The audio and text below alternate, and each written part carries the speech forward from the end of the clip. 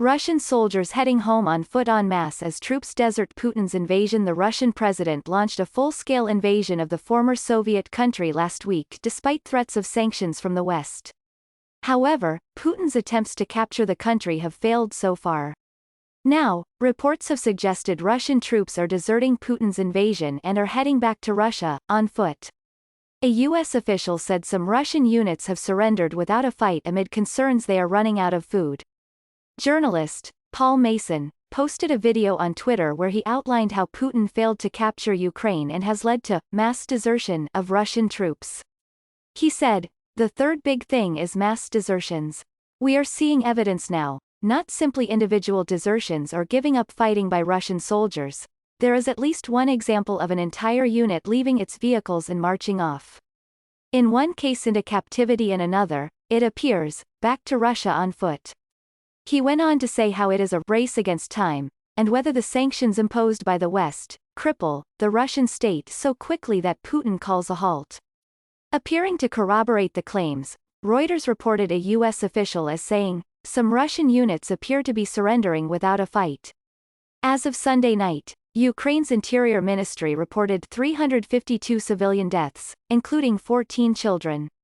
Overnight, at least 11 people were killed by Russian rocket attacks on the eastern Ukrainian city of Kharkiv, according to Ukrainian officials. More than 500,000 people have fled the country since the invasion, another UN official said on Monday, among the millions who have left their homes. Putin's mental state was brought into question with one of his former close colleagues suggested he is increasingly going mad. Concerns for Putin's mental health are particularly relevant as the Russian leader has his finger on the nuclear trigger. However, British Defence Minister Ben Wallace said he does not expect Putin to use nuclear weapons in his pursuit of Ukraine. Mr. Wallace told Times Radio, "We should be worried that a state like Russia believes that the rules don't apply to them, whether that is invading Ukraine or using nerve agent in Salisbury, but fundamentally a deterrent is what it is, a deterrent. As much as he might be ambitious for Ukraine, I don't think he wants to go into that space."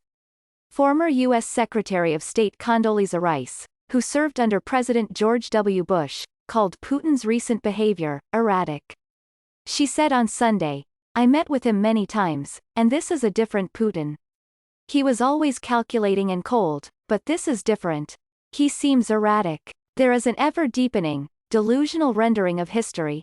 On Monday, officials from Moscow and Kyiv attended the talks which Ukrainian President Volodymyr Zelensky hoped would establish a ceasefire and get Russia to withdraw forces.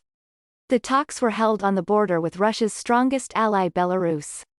But a convoy of military vehicles was seen heading east in what looked like preparation to join the Russian invasion.